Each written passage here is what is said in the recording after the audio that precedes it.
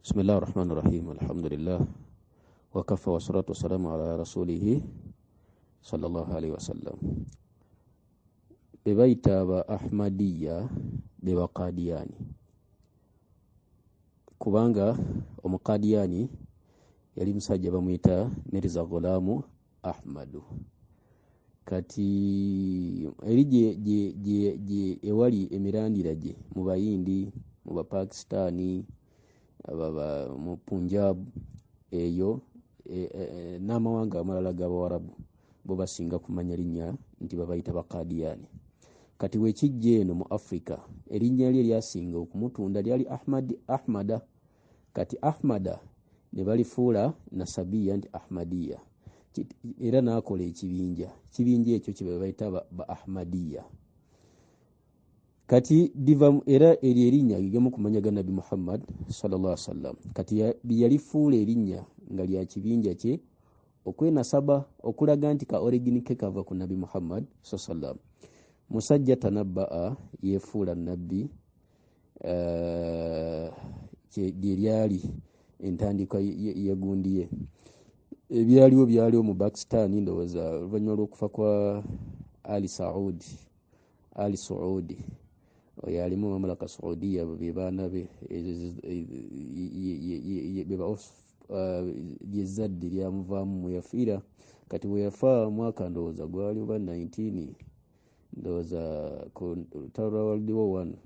Kati ono omusajja thumma dhahara najja naye we yajja yasangawo Great Britain yajja okukonkaringa Buyindi.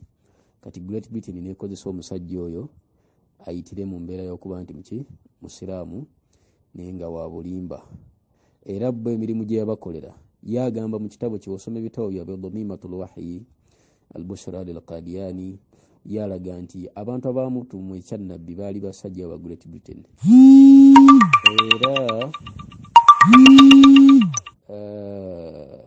Era muzimu ku ddiini ye muzimu ku mpaji z'eddiini ye labudda min taati al-Baritaniya oteekeddwa okukola ki okuba nti kyateekwa okukkiririza mu Great Britain. Kati ebigambo byali bingi nnyo ku musajja oyo naye ng'emabega ekintu ekyo abaakirimu baali Bangereza Great Britain. Naye abamanyi b'Obusiraamu beegatta era ne batunga ebitabo bingi nnyo ebyesomesa Bakadiyani ba Ahmadiya ebiraga nti qawmun kuffar bantu bakafiiri. Era olaba ekitabo kya Ibn Hazm al-Zahir yatunga ekitabo kye bakiyita al-Fisalu fil milali wa nihali al-Fisalu fil milali wal ahwa'i wa nihali n'aleeta amazaabu ago n'annyonnyola Abakadiyani nti bakafiiri. Abamanyi b'e Pakistan baatuula nukhbatun min ulama'i al-muslimina fi Pakistan baatuula bakhiyalul ulama ne bakakasa ne bagaa nti abantu abo qawmun kuffar. Omu ku basajja abayivu ndowooza yatunga ekitabo kiyita al-firaq wal adyani wal firaqi wal madahib al-mu'asira. Kitabo ekyo kirungi nnyo. We yali abannyonnyola yagamba nihlatun haddama mazibu oba nkola haddama yani yahdimu al-islam ye kigendera kyayo kusaanyawo busiraamu wa ta'ifatun kuffara era kibinja kikafiiri era naye yakikutulirawo mu definition ye ng'abannyonnyola. Era naga ntattakhidhu min ismi al-islami shi'ara lahum bafuula obusiraamu nga ye bendera yaabwe naye nga bali muli lisatiri agharadihim bakweka ebigendererwa byabwe. Kati beekweka mu busiraamu naye ng'ekigendera kyabwe kusaanyawo busiraamu. Kati Mirza Ghulam Ahmada okuba nti zambiri okuba nti yeeyita nabbi yayawukana n'obujulizi bwali bungi.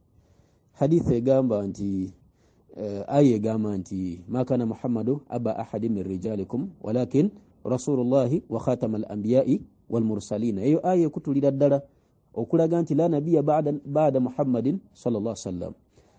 Al-yawma akmaltu lakum dinakum wa atmamtu alaykum ni'mati wa raditu lakum al-islam diina. Obujulizi bulaga nti ddiini yakola ki yasiringibwa naye ono agamba kana yuha ilayhi yalinga sibwako obubaka kitegeeza omuntu yenna awakanya khatami nubuwa enkomerero y'obwannabbi nti bukoma ku nabbi oyo abeera kafir. Era hadithi ndala nyingi nnyo al-Hafidh ibn Kathir mu biso bita bitafsir yaleeta obujulizi hadithi mpitirivu. Nabbi yagaa nti la nubuwata ba'di ila al-mubashirat, teriyo bwannabbi bugenda kujja luvannyuma lwange ila al-madha ila al-mubashirat. Mubashirat bubanga bubaka ilhamati katonda aziwa abantu ba awliya ube wasfiya. Aho nawo waliwo ebigambo bingi nnyo man humul mubashirat. Idhan yeeyita nabbi era n'agaa nti oluvannyuma lwa Muhammad ye yakola ki tagasse n'agatta ku ekyo n'agaa nti yuha ilayhi, katonda yalinga amusaako obuki obubaka. Era lumu yagamba nti katonda yakola ki yamuyita n'agenda n'amulaba era n'amutwalira awraqun liyuwaqi'aha, katonda aziteekeko siginicha ekakasa abagoberezi bakola ki mbu katonda aba atuuka okuwandiika bw'ati fasakata kalamuhu, kalamu nekola ki yali kalamu ya redi kati inki oyo wala takhati athwabahu n'agenda n'akoona ku kikungoye ze. Ebyo biri mu bitabo byabwe obisoma. Ebyo byonna biraga abantu aboogera ebintu ebitakola ki ebitali bituufu. Hatta yagamba nti katonda yasuhu, katonda yukhti'u yani yahidu ani sawabi, akola ensobi. Ekyokubiri n'agaa nti katonda asobola okutuuka ku kituufu era asobola okusobya, era wayasuhu wayanaamu, yeebaka n'akola ki n'azuukuka. Ebyo tebiyinza biteeka ku Allah jalla waala. N'agaa nti era kallamahu Allah, yagaa nti katonda ayogera naye n'amugamba nti yamugamba weyayogera naye n'amugamba nti ye anta minni bimanzilati awladi, yegwe gy'oli olinga muki, olinga mutabani wange, olinga baana bange. Ate nga Allah yatukakasa nti abantu aboogera ebyo bagamba nti Allah alina omwana abo kadhabuna babeera balimba. Ala innahum li ifkihim la yaqulun walada Allahu wa hum kadhibun. Allah yabakakasa nti baki nti balimba. Allah lam yatakhidh walada. Yatuuka n'okugamba nti ye wankizo nnyo ku bannabbi wa khasahum, era n'abalonkoma n'agamba nti Adamu ye wanjawulo ku Adamu abul bashari, Adamu abul bashari ye n'agamba nti wanjawulo kwani, kubanga aga nti Allah yatonda Adamu n'amussa mu jjana n'amuwa ekitiibwa n'amufuula nga ye mukulembeze w'ebitonde byonna. Naye ate Adamu faaghwahu shaytan, sitaani nekola ki nemubulankanya. Kati Allah fataradahu min aljanna, Allah n'amugoba mu jjana. Kati sitaani n'ajiwa obukulembeze bw'abantu bonna hatta Adamu. Kati yagamba wa khalaqani Allahu, Allah yantonda nzije nwanise sitaani yalemwani Adamu. Kati ye n'agamba nti ye munene nnyo okusinga ani Adamu, era munene okusinga Yusufu, okusinga Abu Huraira mu basahaba. Yagamba nti khalaqa Allahu fil ummati al-islamiyya al-asfiyaa wal awliyaa, katonda yatonda abantu abatukuvu nnyo abebbeeyi abalungi ku kyatandika okutonda. Naye ate bonna nze mbakola ki, yagamba ye yabasinga, Mirza Ghulam Ahmad. So kati bigambo bulabanga binene. Omuntu yenna ayogera ebila hadda lahu min al-aqli abeera talina mugabo gonna mu kutegeera. Kati muzimu aqaidu zaabwe, muzikiriza zaabwe zoyinza otegererako noga nti hawlai qaumun kuffaaru, bantu baki bakafiri ba Ahmadiyya. Ekisooka yuminuna bitanasukh al-arwahi, yani taqammus al-arwahi, bo bagamba nti omuntu waafa tantaqilu ruhuhu ila jasadin akhar, omwoyo gwe gumuvaamu ne gugenda mu muntu omulala. Kati omuntu ayogera ekyo automatically aba akontanye ne Qur'ani, kubanga aba agambye nti laisa hunaka adhabu al-qabri wa na'imu al-qabri, teriyo byengera bya kabuli n'ebibonyobonyo bya kabuli, omuntu omwoyo gwe tebiyinza gutuukako. Era bo baga nti gumuvaamu either wabeera muntu mukyamu mubi ne gugenda mu bisolo ebibi ng'embwa, mbizi, wabeera mulongoofu ne bigenda mu bintu ebiki ebirongoofu. Bo baga nti omuntu tajja kubonerezebwa fil qabri, mu kabuli ye. Ekyo obeera oyawukanye n'obujulizi wa Qur'an. Ekirala bagamba yuminuna bil hululi wal ittihad, bo bagamba nti katonda yahullu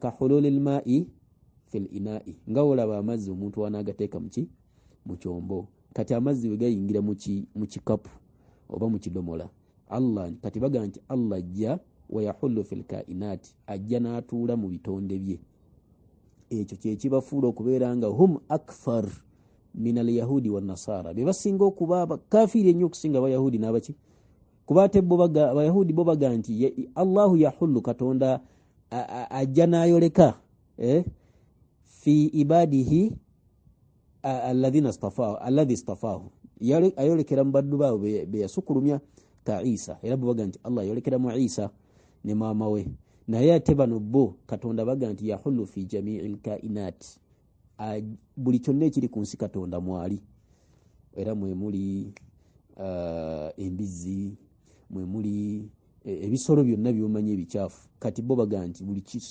kitonde kyomanyi katonda yahullu fihi katonda akola ki ta'ala Allahu lahu katonda yasukuluma ko bakola ki bamwogerako ekirala kye boogerako bo bagamba bo bali ta'ifatun mustaqilla tebali nga fa abasiraamu era bagamba bo rabbuhum ghaira rabbil muslimina katonda waabwe si ow'abasiraamu n'ekitabu kyabwe kye bakkiririzaamu si kyekyabaki si kyekyabasiraamu era bo bagamba nti nejje bakolera hijja si w'abasiraamu bo bagamba beeyawulidde ku basiraamu era bagamba nti omukadiyani takirizibwa kuwasa muki musiraamu era wawasamu kuba ffe batuyita qaumun kuffaaru ate ffe batuyita baki bakafiri bagamba nti hijja eyeteekwa si yagenda ku Kaaba wabula bo bagamba olina genda mu kifo kiri ekya Kadiyani kubanga nabbi waabwe gyakola ki gyazaalibwa Mirza Ghulam Ahmad al-Qadiyani qawl batil Allah waga nti walillahi ala nasi hijjul baiti man istata ila sabila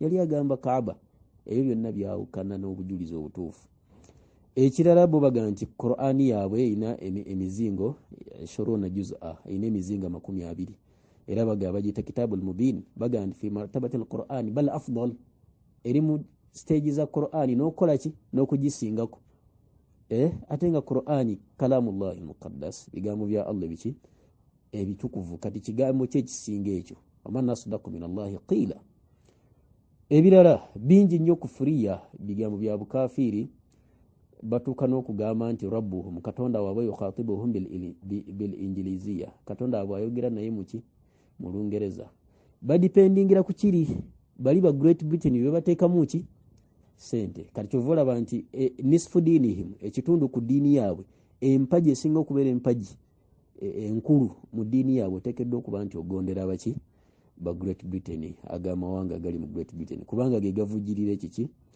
ekisimbi kati ojja kulaba nga balina bakatonda bangi nnyo balina mu Lord Krishna ebyo mbiraba mu bana balaba obuzannyo oyo era nayo yemeriza yennyini kati kuba amasana mu bayindi balina amasana mu mangi idhan ezo zezimu kuziraga nti abantu abo bakafiri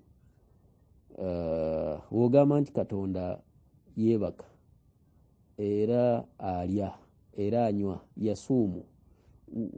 yasuumu wa yusalli kati faliman yusalli ani gwaba agenda okusaalira waliman yasuumu era katonda asiibira ani era waman alladhi kallafahu ani yamukaka okola ebyo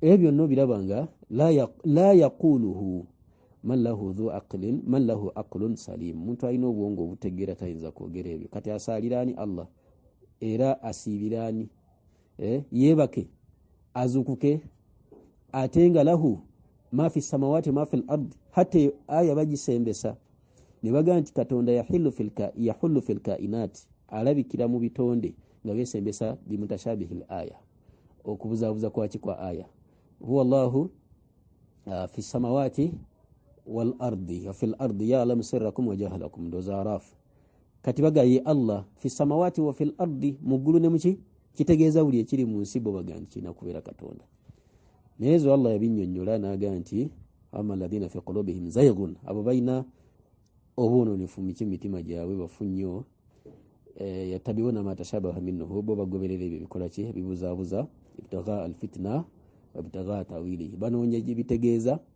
era nakunoonya fitina yennyini wama ya'lamu ta'wilahu illa Allah Allah yakayama nche bitegeeza ezo aya zitajja direct warasikhuna fil ilmi nabaki mkamchi muirimu hadithi entuufu eri musilimu yekaya jogera Bukhari teyajogera egamba nti inna Allah la yanamu ebaradda bulungi nnyo ebaddiza abo naabogera ku Allah ebijeteke inna Allah la yanamu katonda tayinza kuwebaka wala yambaghi lahu ayanama era tekigwanira Allah kola ki kwebaka yakhfidu alqista wa yarfa'uhu abirao eva kulla yawmin huwa fi sha'ani buli kaseera abera alamula kati yebakeddi era abaisirairi bajja ne babuuza Musa nti arabuka yanamu katonda we yebaka katonda namugamba nti kwata zujajataini kwata girasi 2 ozikwate kiro kiramba newe yazikoota natandika okola ki yazikwata natandika okusumagira nezigwa nezatika namugamba nti kati bagambe nange nze mpaniridde eggulu neki n'ensi singa nebaka singa bitebisobola kukola ki kubaawo katonda yuraqibuna billaili wannahari atugoberera ekiro nakino emisana buli omusaba akola ki awulira kati ebyo omuntu alina aqlun salim tayinza kwogera ebyo era yakhfidu alqista wa yarfa'uhu mizani eva abera ku mizani ababera bakoze ebirungi yarfa'uhum n'abasitula bakoze ebikyamu yakhfaduhum n'abakola ki n'abakakanya yarfa ilayhi amalu nahali emirimu gy'ekiro gigenda gyali qabla amali al-layli an-nahari ngeje emisana teginakola ki teginajja wa amalu nahari qabla amali al-layli neje emisana negigenda gyali ngeje ekiro teginakola ki eyo nekikakasa sifatul uluwi nti katonda ali waggulu kuba ekyo nakyo bakiwakanya nga bajahamiya bo bagamba nti yunkiruna sifatillah baga nti katonda talina bitendo wetugamba nti katonda ali uluwi dhati kubanga uluwi ila thalathati aqsam waliwo uluwi sha'ni uluwi qahrin ezo zombi bazikiriza kati uluwi dhati bone baga yote kola kiteriyo walistiwa ala al-arshi ne Allah kuba nti atebenkera kuki kunamulondo ye bo bagamba tekikola ki nakyo tekiriyo kuba tuga nti atebekera tuga nti katonda jismun mubiri gukola ki guli awo yentegeera zaabwe naye ffe tukkiriza nti katonda atuula ku ntebe ye namulondo ye naye takyifu anhu la yajuzu tetubuuza kaifiya wala tamthiri yadde okugerageranya nti kiri bwe kiti aswalu anhu bid'a okukibuuza nti katonda atuulako ate kiri bid'a wal iqraru bihi wajib naye ate kikakasa nti katonda atuula kyatteekwa gye tukola ki gye tuli kati abalala yufassiruna sifatillahi bavunula ebitendo bya katonda Sufyan buyayina omukuba amanyi ba hadithi yagamba inna kulla ma wasafahu Allahu nafsahu bichona katonda kye yetenda nakyo fatafsiruhu okukinyonyola kwakyo waba yakyogera fi kitabihi mu kitabo kye fatafsiruhu okunyonyola kwakyo tilawatuhu tusoma kisome mu Qur'ani wasukutu anhu wekiba tekize mu Qur'ani tukireka bulesi tetukyogerako wabula tukakasa nti Allah ayina emikono ayina amaaso ayina ebigere naye tetunyonyola era tetubuuza kifaanana kitya eyo ya aqida y'aba ahlu sunna wal jamaa kakati abantu abo bantu babi nnyo kati balina bannaabwe bashia bo bagamba alqawlu bilbada katonda amala kwolekera then ekigwawo naye takimanyi amala kwolekera kimala kugwawo n'alyoka akola ki ate nga huwa alkhallaqul alim alalamul ghuyub awulidde ya'lamu kha'inata al-a'yuni amanyi enkwe ziri maaso biki amaaso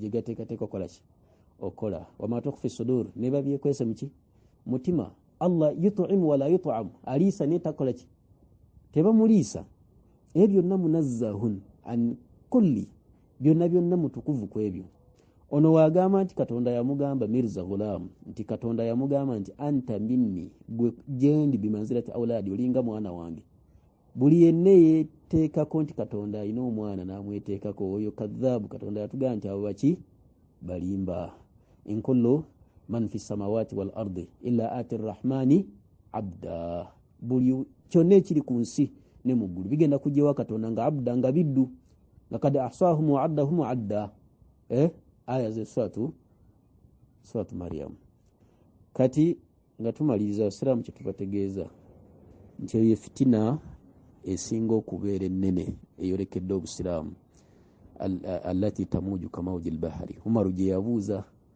ne bamugamba fitina ne bamuwulira y'abaana mumaka simanyi taata tatuukirizaawo hakadha naga laysa ana hadha asalukum si gye mbabuuza naye gye mbabuuza allati tamuju kamauji lbahari eyo ewumbujjanga amayengo gaki g'ennyanja. Yali hadithi ya nabbi qaumun min jiddatina abantu bagenda kujja nga bali mu ffe ffennyini wayatakallamuna bi alsinatina nga boogera nnimi zaffe zennyini man ajabahum ilaihim yenna n'abaanukula bagenda kuba duatu ala abwabi jahannam bakoola abantu kugwa muki mu muliro. Kati abakadiyani bagwa mu basuufi.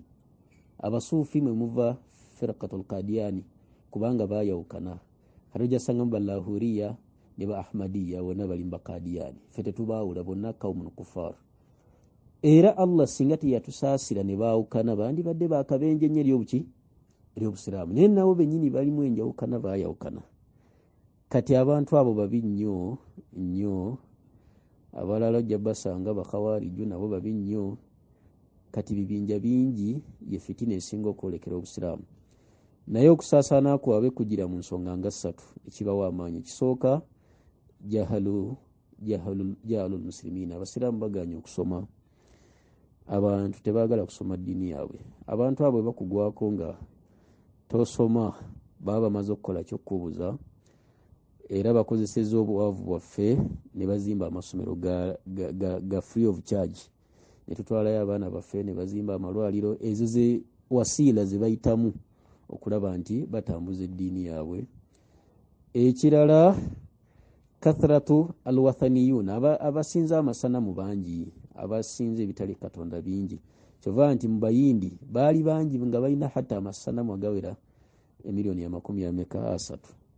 Kati bano we bajja bali already baali balina kukola ki. Hatta olwaleero nalabye mawulire nga waliwo n'abasinza Trump. Kati olw'amasanamu amangi n'obutamanyi obuli mu bayindi eddiini eyo efumba mutiko. So abamanyi baatunga ebitabo nga batusomesa ku bantu abo abalaga nti bakafiiri. Waliwo ekitabo ky'abamanyi b'e Pakistan nga ekitabo kitamahi al-Qadiyaniya, kitabo kya al-Maududi, Abdul A'la al-Maududi. Oyo musajja muyivu wa Pakistan yatunga ekitabo ng'alaga obukafiri bw'abantu abo. Waliwo ekitabo ky'omumanyi omulala bakiyita al-Qadiyani wal-Qadiyaniya, kitabo kya Abul Hasani Ali Husni an-Nadawi, kirala kya al-Qadiyaniya, kitabo kya Ihsanu Ilahi Dhahir. Oyo yaleeta ebigambo bingi nnyo mu kitabo kye Ihsanu Ilahi Dhahir ku bamanyi b'e Pakistan. Ne bakola ne lajina namba nukhbatu khiyarul ulama ne balonda bonna ne bekkanya nti aba Ahmadiyya aba Qadiyaniya abantu baki bakafiiri dini yaabwe ebeera nfu. Al-Fisalu fil milali wal ahwa'i wan nihali, kitabo kya Ibn Hazm nakyo abamanyi bakisomeko nnyo kirungi nnyo. Tolina gwogenda kusanga agamba nti bantu batuufu. So webali ewandege yaawe webali kati bantu kubegendereza na butateeka baana bawe bakola ki bwe batamanyi. Siraamu tubakubiriza kusoma. Buli we twawukana ebitwawula masairi faraiya gakyali muki gali mu busiraamu mwennyini. Kirevu mpale tusiiba lwa mukaaga tetusiiba fitiri tugiwa musere tugiwe mu mmere. Ebyo bitukayanya ate omuntu abikoze tava mu buki tava mu busiraamu. Naye bano bo enzikiriza ze balina abantu zibajja mu busiraamu. Lwaki tetusomesa abantu ebyo ne tuva ku bino? Zino faraiya bamanyi bayawukana. Ibn Masudi yayawukana ne Uthmani ndowooza masala ndowooza nga 10 naye tebeevuma tebakola ki. Nawuli n'atuuka n'ogga nti ebigambo byo temukola ki temubitwala. Embeera si ya kiivu eyo. Atamanyi njawukana z'abamanyi nyindo ye batennawunyiriza fiqh. So tufenna twegatte buli we tweyawulamu empale n'ekirevu ne bitwawula omulabe waffe tumuwa maki tumuwa maanyi kutwenganga. Era nabbi yagaa nti Udhaifa yabuuza nabbi fakaifa ta'muruni in wajadani dhalika, singa kinsangawo ebibinja ebyo nabbi ondagira ki? Nabbi namugaa nti ilzam jama'at almuslimina wenyoze ku bumu bw'obusiraamu wa imamahum n'omukulembeze w'obusiraamu kati olwaleero buli omu mukulembeze ono amiiri ono ani no fulani buli omu ayogera buli omu alamula Hudhaifa n'amubuuza fain lam takun lahum imaamu bwe banajja nga kibinja obusiraamu tebulina imaamu ng'era tewali jamaa ondagira ki nabbi n'amugamba nti fa'tazilu tilka alfiraqa kullaha ebibinja byonna bikole kibyewale weewale nti ndi mugundi ndi musalafu ndi mu supidika wa hakadha byonna byewale hata okufa kukusange wa anta ala asri shajara ngoli kunduri yaki ya muti hadithi eri mu Bukhari ndowooza ne Muslimu yajogera hadithi ya Hudhaifa ibn al-Yamani kitategeerekesa siramu babuuze ebisobye naffe tuli bantu tusaba ekitiibwa Allah akkirize kulafubana kwaffe salamu ala al-mursalin assalamu alaikum warahmatullahi wabarakatuh